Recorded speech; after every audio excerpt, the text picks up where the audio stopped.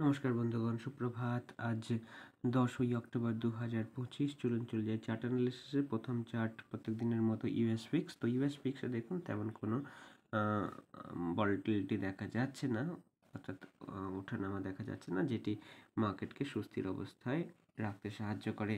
এই ইউএস 10 ইয়ার বন্ড একটা resistance face করছে 4.177%। এটা হচ্ছে বন্ড ইল্ড। সুতরাং এর ক্ষেত্রে কি হয় না, বন্ড ইল্ড যতটা নিচের দিকেই থাকে তত ইকুইটি মার্কেটে ফ্লো চলতে থাকে।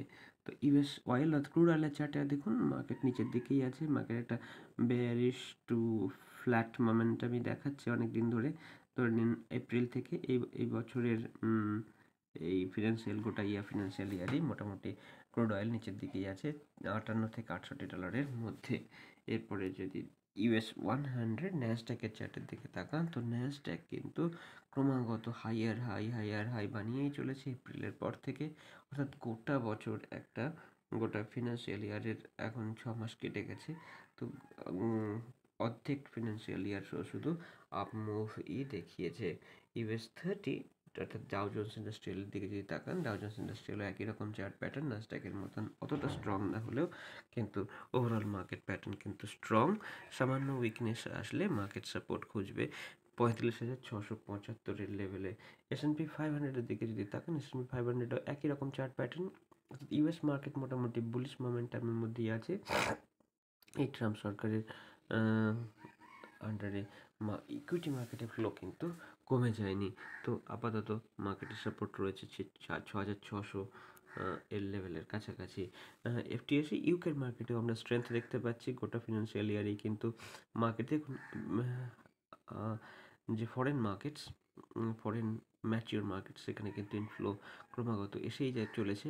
সেক্ষেত্রে ইন্ডিয়ান মার্কেট এক্ষুনি নিফটির সঙ্গে আমরা তুলনা করব এই চার্টগুলি। তো আপনারা একটা সিদ্ধান্ত নিতেই পারবেন যে কোথায় স্ট্রেংথ এবং কোথায় উইকনেস বা ফ্ল্যাটিশনেস দেখা যাচ্ছে। তো 9,500-তে ট্রেড করছে এফটিএসি।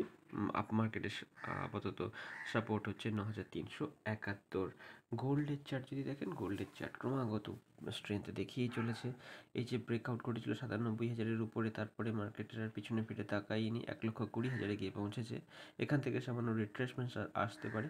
প্রথম যে সাপোর্ট লেভেল সেটি হলো 1,18,300-র কাছাকাছি। সিলভারের ফিউচারেও আমরা একটা ভলাটিলিটি বাড়তে দেখছি। এই ভলাটিলিটি বাড়লে হঠাৎ করে মার্কেট অনেকটা নিচে আসতে পারে, এবং সেক্ষেত্রে প্রথম সাপোর্ট 1,41,000 এবং পরবর্তী সাপোর্ট 1,35,000-এ কিন্তু বর্তমান আছে।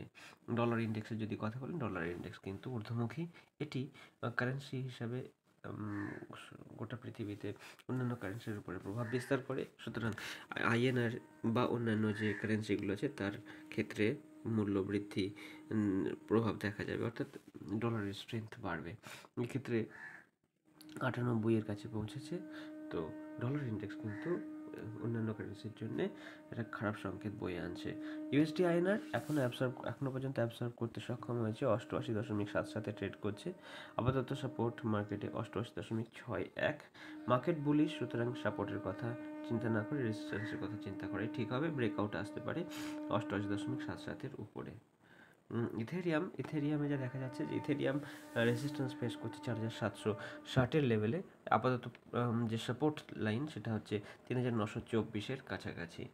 এরপরে চলে যাব বিটকয়েন দেখুন ব্রেকআউট ঘটেছিল 1,20,000-এর উপরে।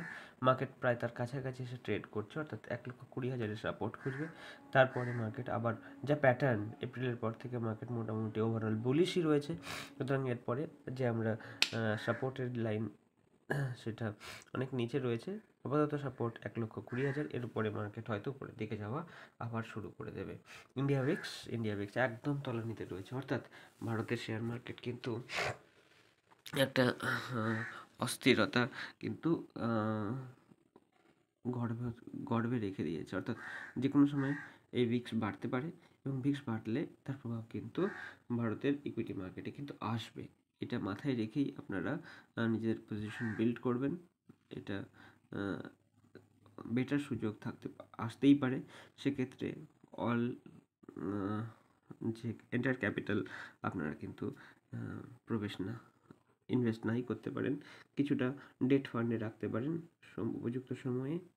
সেগুলো ডিপ্লয় করার জন্যে ইন্ডিয়া 10 ইয়ার বন্ডিল মোটামুটি একটু রেঞ্জ বাউন্ডারি রয়েছে 6.6% এবং 6.2% যথাক্রমে রেজিস্ট্যান্স এবং সাপোর্ট খুঁজছে মার্কেট। নিফটির চার্ট দেখুন, অনেক মাস ধরে কিন্তু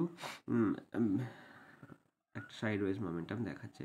অর্থাৎ ইন্ডিয়ার ইকুইটি মার্কেট যদি দেখেন, এই যে লেভেল 22 এপ্রিলের পর থেকে মার্কেট কিন্তু 24,271 এবং 25,670 এই দুটি লেভেলের বাইরে বেরোয়নি। অর্থাৎ মার্কেট টাইম ওয়াইজ কারেকশনই বলুন অথবা মোমেন্টাম লুজ করাই বলুন, সেটি কিন্তু দেখিয়েছে। এপ্রিলে মার্কেট যেখানে ছিল তার থেকে মার্কেট 21,000 থেকে 25,000 অনেকটাই আপনার মনে হতে পারে, কিন্তু যা গেন, এই 20% গেন আপনি যা দেখছেন সেটি কিন্তু এই 2 মাসের মধ্যে, কয়েকদিনের মধ্যে হয়ে গিয়েছিল, 1 মাসের মধ্যে। তারপর থেকে মার্কেট সাইডওয়েজ রয়েছে। অর্থাৎ ইন্ডিয়ান ইকুইটি মার্কেটে কিন্তু সেই স্ট্রেংথ আমরা দেখতে পাচ্ছি না যেগুলো অন্যান্য মার্কেটে রয়েছে। এরপরে গিফট নিফটি কিন্তু ফ্ল্যাটিশ ওপেনিং দেখাচ্ছে। ফ্ল্যাটিশ ওপেনিং করতে পারে 25,245-এর কাছাকাছি গিফট নিফটিতে। গিফট নিফটি ইঙ্গিত করছে নিফটি ওই কাছাকাছি ওপেন হবে। ব্যাংক নিফটিতে কিন্তু আমরা দেখতে পাচ্ছি যে মার্কেট সাপোর্ট খুঁজছে 55,726-এ। উপরের দিকে লেভেল রয়েছে 57,555, যেখানে মার্কেট রেজিস্ট্যান্স ফেস করবে। মিড ক্যাপ নিফটিতে আমরা দেখতে পাচ্ছি যে মার্কেট পয়েন্ট অফ কন্ট্রোলকে সাপোর্ট হিসেবে ট্রিট করছে। অর্থাৎ 13,000-এর কাছাকাছি মার্কেট সাপোর্ট খুঁজছে। মার্কেটের প্রথম রেজিস্ট্যান্স 13,200 এবং পরবর্তী 13,600। স্মল ক্যাপে আমরা দেখছি যে মার্কেট পয়েন্ট অফ কন্ট্রোলকে রেজিস্ট্যান্স হিসেবে, ভুল বলছি, রেজিস্ট্যান্স খুঁজছে 18,000-এর লেভেলে, যার উপরে ট্রেড করতে শুরু করলে মার্কেট কিন্তু 19,583-র দিকে ধাবিত হবে। আজ সকালের আপডেট এটুকুই। দেখা হচ্ছে আপনাদের সঙ্গে পরবর্তী ভিডিওতে। সাবধানে থাকবেন, ভালো থাকবেন। আপনার দিন শুভ হোক। জয় হিন্দ, নমস্কার।